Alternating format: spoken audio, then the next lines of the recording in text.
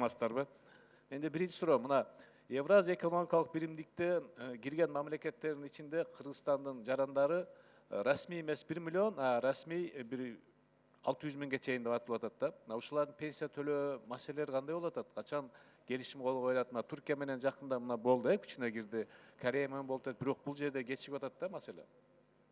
Урматтуу Абдахап Мамадрасулович, бул жерде биз азыр биринчилерден болуп, ошол 5 өлкөнүн биринчилеринен болуп, внутригосударственный процедурабыздын баарын бүтүрдүк. Бул боюнча Евразийский комитеттин комиссиясына жөнөттүк. Азыр мен жакында эле Брюссельден болуп, ошол жерден Россия тарап менен сүйлөштүм. Алар 1 декабрга чейин толук иштеп бүтүрүп, тоже жөнөтөбүз дешти. 1 декабрга чейин бардык ошол 5 государство тең.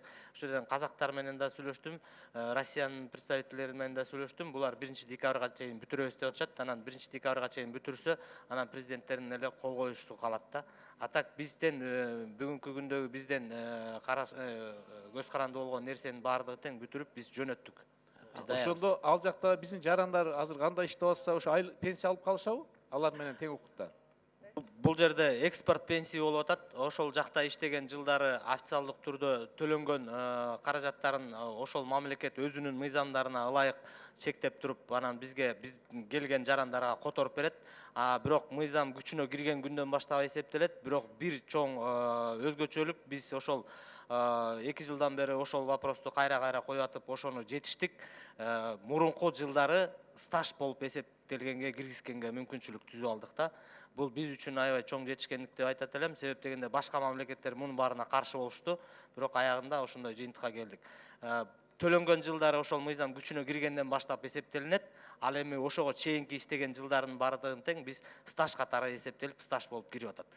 Пенсияга укук алганга мүмкүнчүлүк болуп атат да. Буга мисалы ошол эле Россия макул болобу? Анткени бизден көбүрөөк болуп атпайбы ал жакта биздин жарандар? Алардыкы сыртта аз болуп атат да. Канчалык деңгээлде булар макул болуп көнөт ушуга? Булар толук макул болуп, ошонун баары тең келишимде көрсөтүлүп, бүт баары даярдалды. Азыр только жана внутригосударственный согласование менен эле премьер-министр кол коюлса, андан кийин уже президенттердин кол коюуга жөнөтүлөт. Рахмат. Экинчи суроо. Мына бул жерде баягы айлыктан 0,25% кармап атпайбы, эмгекчилердин ден соолугун чыңдоо фондуна? Бул силердин көзөмөлүңөрдө болот, бардыгы. Бул акчаны биз только чогултуп эле анан распределение кылып теге Федерация профсоюзга эле которуп беребиз. Федерация профсоюзга будан сырткары дагы мугалимдер, врачтар, бюджет иштегендер 1% акча төлөйт да. Анын суммасы канча болот? Аны ким көзөмөлдөйт? Саламатсыздар, урматтуу төрага, урматтуу депутаттар. 1% бул профсоюздук мүчөлүк акы. Анын 60%, 1%-ын 60% жеринде баштапкы профсоюздук уюмда калат да, анан 40% гана жогорку профсоюздук уюмдарга, райондук, шаардык, анан областтык деңгээлде болуп келип, тармактык профсоюздарда аккумулироваться этилет да. Ушул акчаны көзөмөлдөгөн бир орган барбы?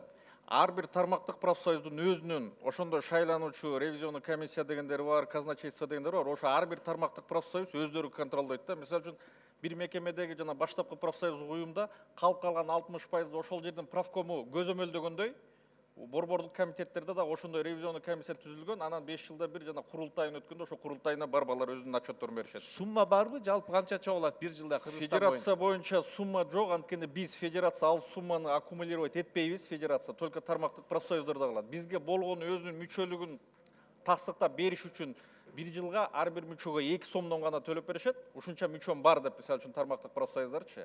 Ар бир тармактык профсоюздардын өзүнүн профсоюздук бюджети бар, ошол жерде каралганда биз андай отчетту бүгүнкү күндө федерация профсоюзда чогултпайбыз.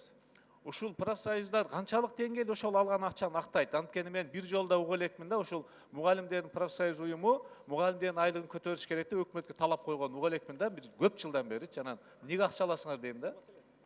Мен айтып атпайм, канчалык деңгээлде актайт дегенде, мисалы үчүн баары эле ойлоп атат да, ошол 1%-дын баарын эле ошол Кыргызстан профсоюздар федерациясына келет экен, ушул жерде көп акча сумма айланат экен депчи. Мен айтып кеткенде 60% жана баштаптык уюмда калып калып атат. Өзүңөр билгендей жанагы кандайдыр бир майрамдарга, жаңы жылдык иш-чараларга ошол жерге эле чыгымды алып кетип атат да. Болгону 40%, кээ бир мекемелерде 30 эле пайызы жогору жакка кетет да. Ошонун болгону бир жылда 2 эле сому Кыргызстан профсоюздар федерациясына келип түшөт да. Ошону контролдоп алыш, мисалы үчүн менин төлөп аткан взносум кандай сарпталып атат деп, бул ар бир ошо мүчөнүн өзүнүн укугу бар да, өзүнүн правкомуна барып, мен бухгалтериядан справкасын алып, канча сумма чогулуп атат, ошол каяка кетти деп сурап алса Бул болот да.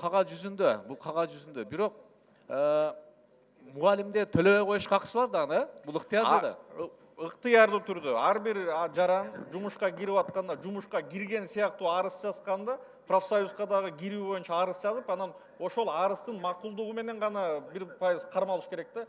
Дагы бир суроо, мына соцфонд жетекчиси, силер ошо 0,25%ды которуп беребиз деп атасыздар. Канчалык деңгээлде ал туура? Бул коомдук уюм да. Эмне үчүн коомдук уюмга силер ошол бюджеттен түшкөн акчаны которуп бересиңер? Бул мыйзамга кирип калган, ошол себептен биз мыйзамдын чегинде биз топ-топ которуп беребиз. Бул фондду башкаруучу депчи, а так булар өзлөрү кандай распределение алат, биз аяка кирише албайбыз да. Анда бул туура эмес болуп калат, мыйзамды өзгөрүш керек. Анткени анда башка коомдук уюмга да которсоңор болот да, эгер буга которсоңор. Эмне үчүн буларга которушуңар керек? Булардын ичинде өзлөрүндө коррупция болуп атпайбы, толтурач, ызычуу болуп атат. Анан ал акчаны ким көзөмөлдөйт? Демек силер которуп болгондон кийин көзөмөлдөөгө акыңар жок, Бул туура эмес го менимче. Бирок жыл сайын эсептөө палатасы ушул фонд оздоровления трудящихся сарпталыш боюнча текшерүү жүргүзөт эсептөө палатасы толугу менен.